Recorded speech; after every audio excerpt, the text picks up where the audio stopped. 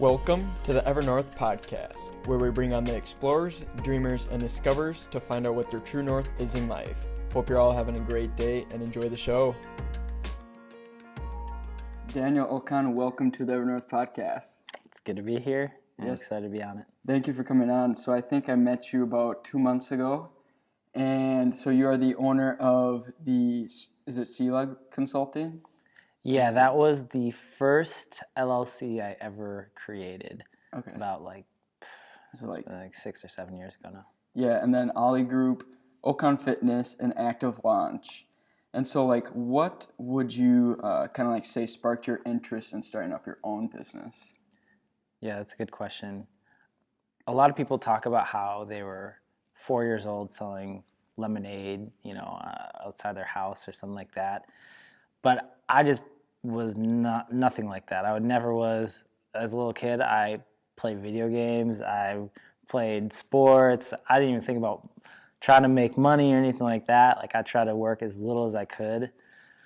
So it wasn't a thought for me at all to create a business until I first started thinking about that when I was doing a sales job, and I started reading different books. One book I read because it was the foundation for me to put myself in a different position. I was making good money with a sales job, and I literally typed in how to make how to invest $100,000 because I was doing pretty well with this job and I didn't know what to do with money. So an article popped up from a forum called Bigger Pockets, and one of the people suggested to read Rich Dad Poor Dad. Rich Dad Poor Dad helped me understand the foundations of what I needed to do to actually create assets versus liabilities, which in the end comes from really starting your own business and being your own boss and things like that I really resonated with. So that kind of led me down the pathway of believing that I should create my own business to create financial freedom for myself. Mm-hmm. So you kind of own multiple or oversee multiple businesses. How would you say you manage your focus within that? That's a good question.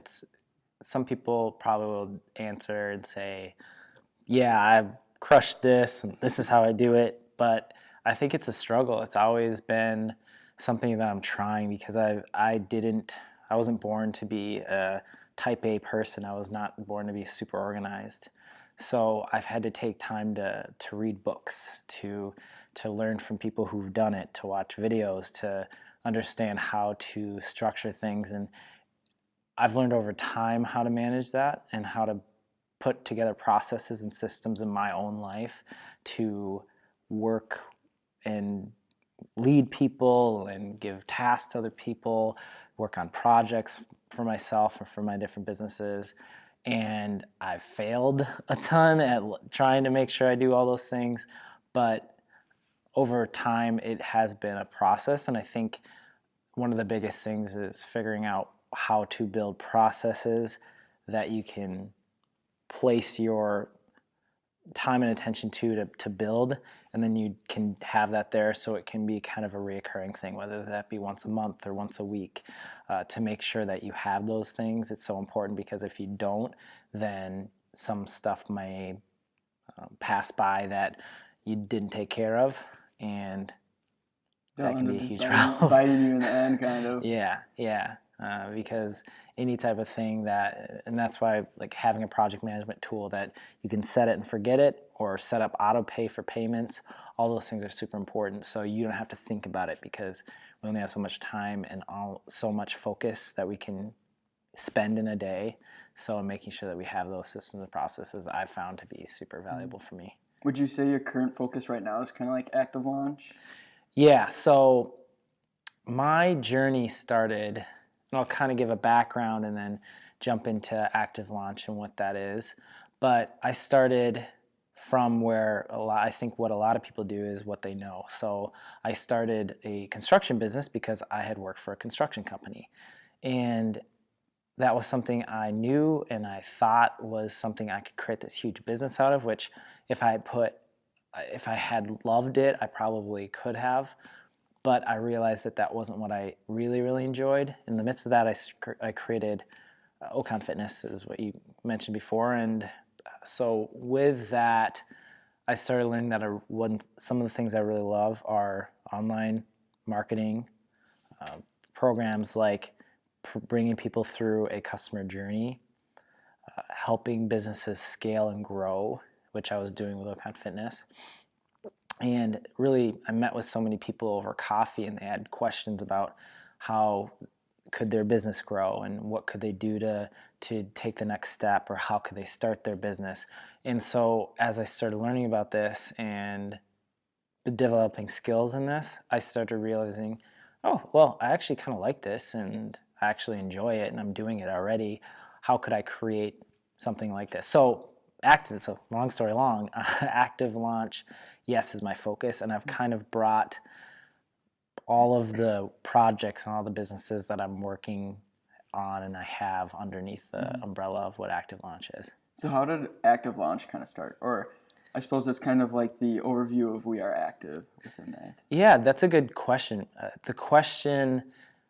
It's a really interesting story because Antonio, one of the co-founders of We Are Active as a whole, we were sitting at a coffee shop in downtown Minneapolis, and we were talking about online real estate.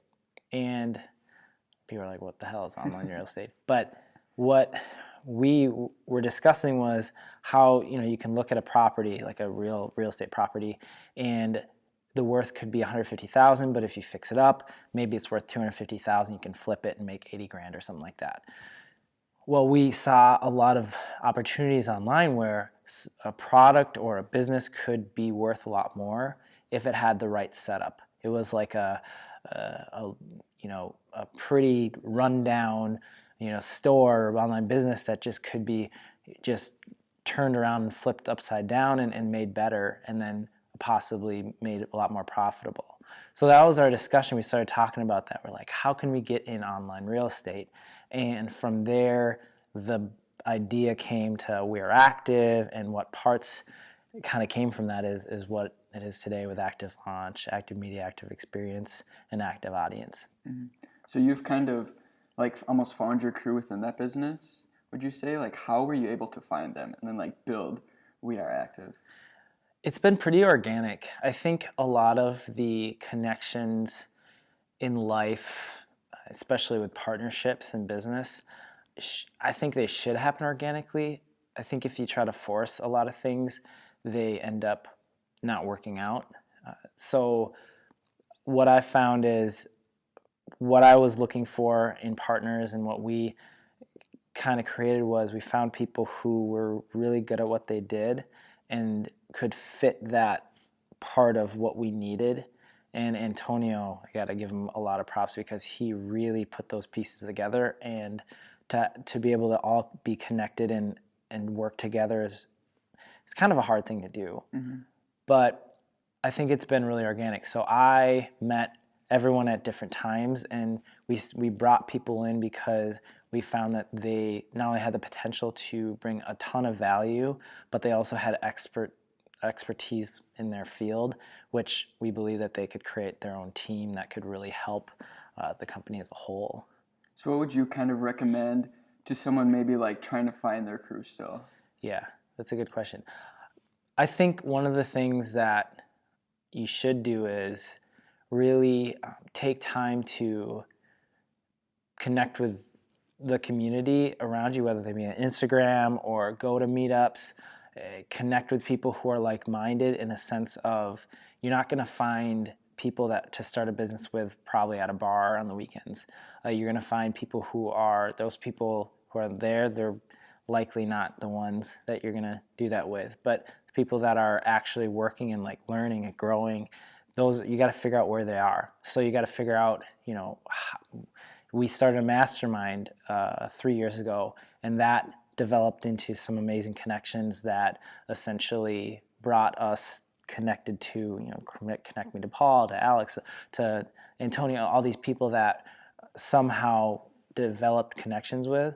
So sometimes it takes just thinking about, okay, who are the people in my life that I would like to emulate? So who are people that I would like to have mentor me?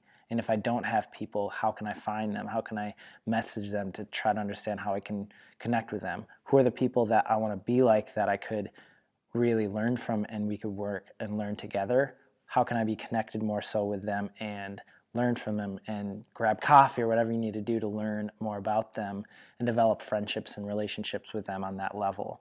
I think those are the things that I would say if somebody's trying to kind of develop their own thing is don't meet somebody for the first time or the second time and be like, hey, let's be business partners because we both like Gary Vee. Like, okay. We know a lot of us like Gary Vee if we're in this world of entrepreneurship. But understand and learn how to connect with them and understand what they're passionate about, what they're good at, and also just get to know them more. And you find that, okay, I like this person, they're really incredible, and we have a similar vision. You might not work together for maybe 2 years. I don't think we started working together, like for example, Alex and I met probably 3 years ago, but we didn't start this until 6 months ago.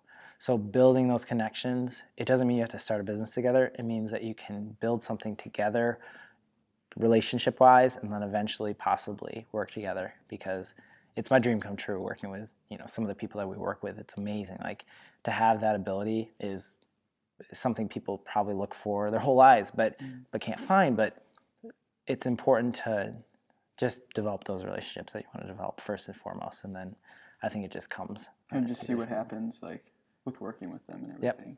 Yep, exactly. So kind of like looking back at your journey so far, is there anything you wish you would have known like when you started? Definitely. What would you say are kind of like some of the key things that, like looking back, that if you would have known that, it could have like helped you?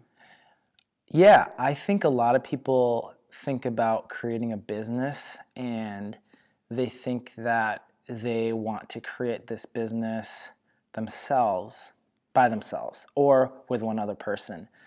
But some of the most valuable insights that people can have is working for somebody. And it sounds kind of counterintuitive because I'm sure a lot of people want to be their own bosses, but finding somebody that you can learn from for a while to like accelerate your progress and learn from those people. Because if I would have been able to know, and I didn't really understand what I really wanted to do when I kind of started my own business, but if you could learn from somebody who's already doing it really well, and they're maybe doing a business that they're running a business that's making maybe like 5 million a year, 10 million or 20 or 30 or 50, 100, whatever that looks like. If you could possibly work for them for free. I don't even care. Go deliver pizzas at night, whatever you got to do. Then that's going to accelerate your ability to get to the point where you could create your own thing so much faster. And I think if I would have done that, I think I would have learned a lot more things the easy way than the hard way. I think one of the other things that I wish I would have done was be thoughtful, be very, very thoughtful about partnerships. And not to say that any partnership that I have had has been bad, but I've learned a lot, and there's been painful things and good things, and it's not ever easy. But any type of partnership is like a marriage. So, and I heard that over and over, and I was like, oh, whatever, that's not true, but it is. Like, you own equity with companies, with partners, and you literally are going to be their partner for a very long time if you're going to have this business. So as you think about creating your own business or doing your thing, sometimes it's better to just suffer through a little 10, 20 more hours a week and do it yourself and learn those skills instead of adding somebody else on. And those, in 6 months, you could possibly hire somebody for less expensive than 20% or 40% or 50% of your company than you would if you would have just tried to get somebody in. But so those would be the things I would say I learned the hard way. And some basic things is get professionals, get a really good CPA, get a really good lawyer, which you may not need initially, but you will need at some point if you're doing better and better and better and being successful.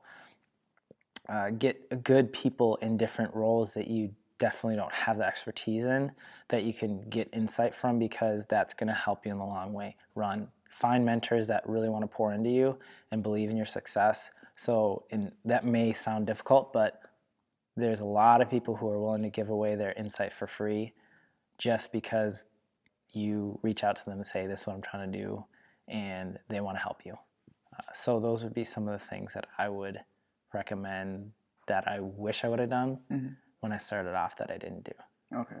So like you've kind of been able to have an insight in like newer startup companies almost, like newer companies.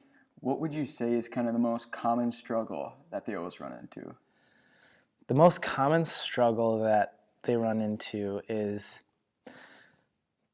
a few things, and I think it comes down to having a good amount of overhead if they hire too quickly, as well as not having a good culture overall, depending on the leadership. Because a lot of startups are pretty close knit. There's a 2 to 3 year period where you make or break the company from the company culture, the team culture, as well as just having not having focus. So a lot of companies will come in and they will have this idea and they'll create a product or a service, whatever that looks like, and they will switch to like, okay, let's create this, and let's create this, let's create this, so let's do this, let's do this, let's do this, and they don't have focus, laser focus on what's working well. And whenever that happens, usually there's failure because they spread themselves out too thin, and they don't focus on making the one thing that they probably came to create better and better and better. And I guarantee you, until you hit $1 million, $3 million in revenue in a year, you probably shouldn't be creating all these different products or services or anything like that, because I guarantee you haven't even hit and struck gold in the sense for that one product or service yet. You shouldn't be doing anything else until then. Yeah, driving just like too much traffic and everything, and customer base to like too many different products, not like excelling at one product really. Yep. And automating whatever you need to automate and creating your systems and processes around that, because once you do that well, it's not something that you have to go back to, and then you have this unfinished thing that you did, and then you create this other thing, and this is kind of good but not great. It just can be not very good. The most companies that do well is they have a really great product and they perfect it and they have it be their front runner, and then once that is running like a smooth machine, then they can kind of run to the next product that could benefit their audience or their clients or customers. So kind of after I was doing a deep dive into your content, I did see a good amount of like motivational content. Like what keeps you motivated, I guess, in like the tough times? Yeah, there's been definitely tough times, and I think one of the things that has kept me motivated is a few things. And one of the things, there's a book called Meditations by Marcus Aurelius, and I don't know how many people are familiar with Stoicism, but Stoicism is a philosophy type of belief system where there's a couple authors. One author, his name is Ryan Holiday, and he wrote this book called The Obstacle is the Way. It's about Stoicism. It's like modern Stoicism. And there's a quote in there that says, never in a hurry, never worried, never desperate, and never stopping short. And I feel like that is essentially what Stoicism is, if I could explain it. And that's helped me because waking up every day and knowing, first off, I'm alive. Second off, life could not be any better because I'm alive. And no matter what issues are going on, they're likely going to pass by, and then I still have my family, my friends, the people around me, and my life. And these are the things that I can be grateful for each and every day. My problems, and I look at my problems at a different perspective. For me, it's like I've got a business, I've got businesses, I've got all these things that I have, and I have not some good things that aren't so good that I have to work through and fix problems. But in the end, my life is incredible, and most people who are probably listening to this, as well as people, in the majority of the U.S. especially, are more blessed than any other people throughout the whole world. And I think we lose sight of that sometimes, and it's easy to do that, and I've done that before. But that's probably helped me stay motivated. I mean, there's people that I watch and listen to, like Gary Vee, and people like, I think of other people I read. There's people just around me, I think, that have helped me continue on and be able to talk to the people around me, friends, and even business partners, to help me stay more steady has been incredibly valuable for me. Yeah, especially just like accepting that you're gonna run into problems even before they happen. It just changes the mindset, and you're able to like push through those problems much easier. Yeah, because there's so many times when you've got projects that you're working on, and a lot of people could be like, oh, well, we've got these problems, and what are we going to do? And they're freaking out. But there's never been a time when I've done something where everything just runs extremely smooth. There's always something that happens. And to know that and expect that, but also to be ready to be like, okay, how can we fix it? Instead of thinking about, oh my gosh, there's this problem, just figure out how to fix it, and you focus on the solution, and then you fix it, and then you're good. Instead of worrying about it constantly. Like, there's things that have happened in my life, even recent things that have happened where I'm just sitting here like, I don't know what to do. There's nothing in my power I can do. And I feel like everything's blowing up around me, but it's okay. No matter what happens on the other side of this crazy thing, life is going to continue. And no matter what bad things may happen out of it, I'm still going to be hopefully alive. And that's a great thing to have, to have the breath that we have. And until that day when, when we do die, and it sounds, it could be morbid, but thinking about it that way, it gives a better perspective about these problems that we face. We can figure it out, and maybe takes extra hours at the office or whatever that looks like, but we're still going to get it done and take care of it, and then we're going to move on. What would you kind of say are your success habits?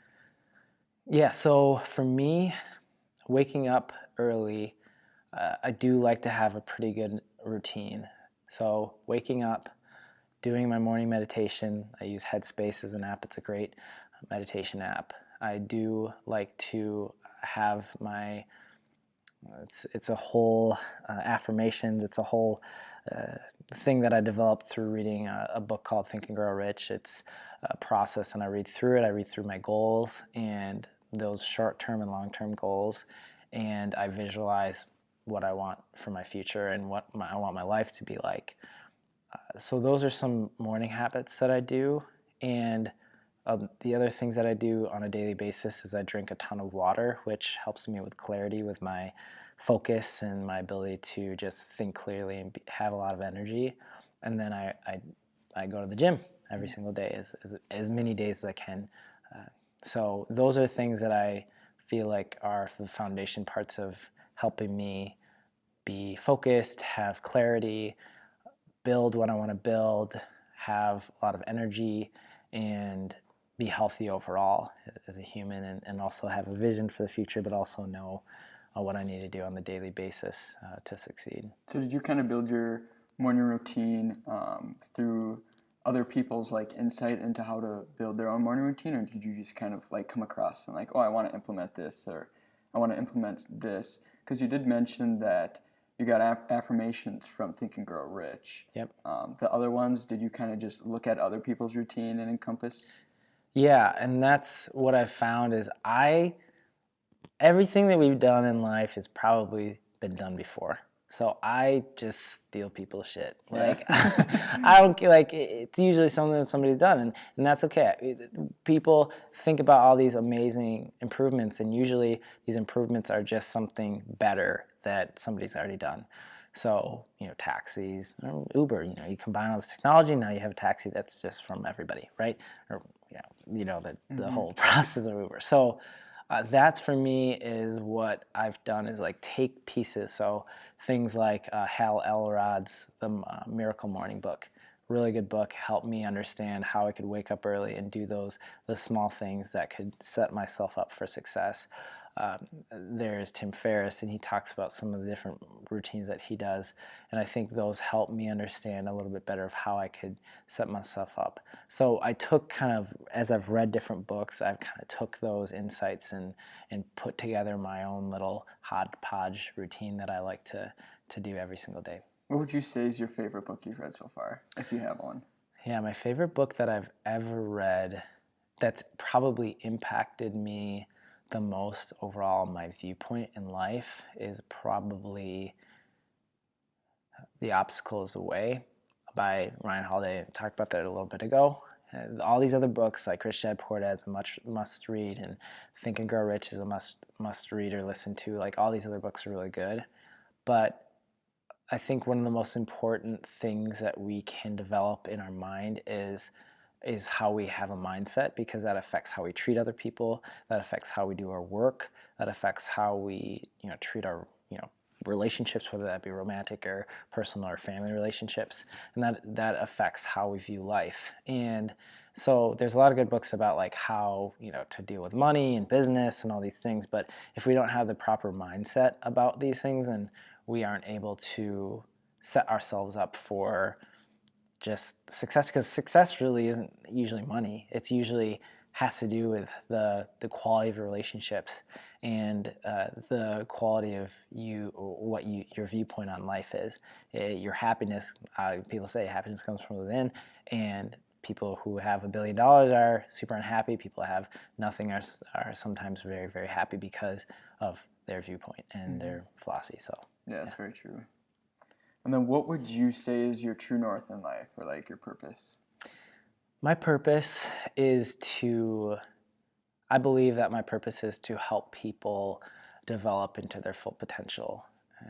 And so it's been a journey for me, because I went through these different stages of what that looked like for me, but it's come to the point where all the things that I do, for example, I do mentoring, and it's kind of like big brother, big sister, because I really believe that helping kiddos grow up to be their best, most incredible self is important to me.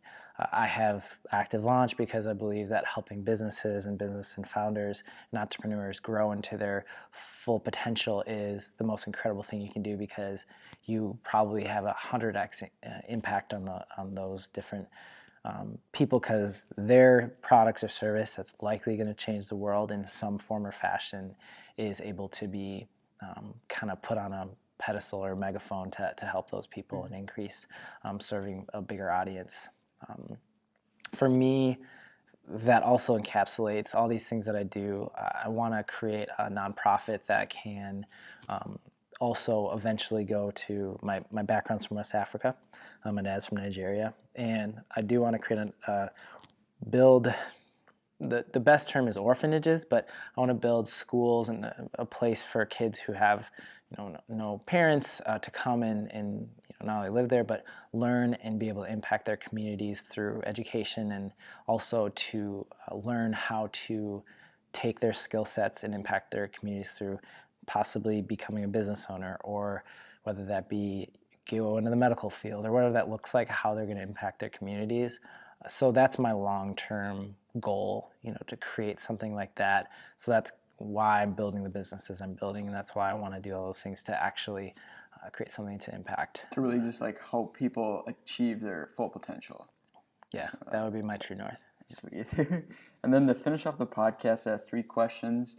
And the first one is, if you could go camping for a week with 3 people alive or dead, who would those 3 people be and why? That was something I thought about a lot, and I was trying to figure out who those 3 people would be. And one person would probably be a peculiar person. His name, Marcus Aurelius. He's dead. He was a Roman emperor back in, I think, 73 AD, so a long time ago, because he wrote this book called Meditations. It's a very short book, and he didn't write it for anybody else. He wrote it for himself, and the insight and information in that book is some of the most incredible insights that I've ever read. And for him to write that and being an emperor of all these people is insane. So it would be him, and we're stranded on land or just hanging out. Just going camping for a week. Going camping for a week. Going camping for a week. So that would be Marcus Aurelius. I would love to hang out with Gary Vee for a week, and then I'd also. Can I ask, why would you want Gary Vee along with the trip, kind of? Yeah, I think so. Even though he provides a ton of value, like through all the videos that he posts and things like that, I think having a week around him, like being around him for whatever, a week or whatever that would look like, I think would people rub off on you. So he would probably provide some incredible insights, and I think his viewpoint of the next 20, 30 years is some of the best insight that I've probably seen from people like that. And I think it would be very beneficial to just be around him because, you know, even working through some things, like he would be somebody that I probably could work through some things and some ideas or anything like that, and he would be probably one of the most insightful people of true strategy of how to do it. And also he'd be just amazing to just hang out with. Yeah, that's true. I think the other person that I would love to just go camping with would actually be somebody who's actually mentored me over the last probably year. He's been kind of accountability partners, but really just a mentor. And his name's Anton. He's out in California, but he's been an incredible impact in my life, and it would be great to be able to spend some quality time together. We met each other at Brendan Burchard's High Performance Academy. It's probably been like a year and a half ago, or almost 2 years ago now, and yeah, it'd be fun to camp out with him. All right. And then you love traveling, but if you could explore one place in the entire world, where would you go and why would you go there? So Patagonia, Chile is on my list, and it's been on my list for, I have this background app called Momentum on Chrome, so it's just an extension. And so every time you open up a new tab on Chrome, a beautiful place comes up.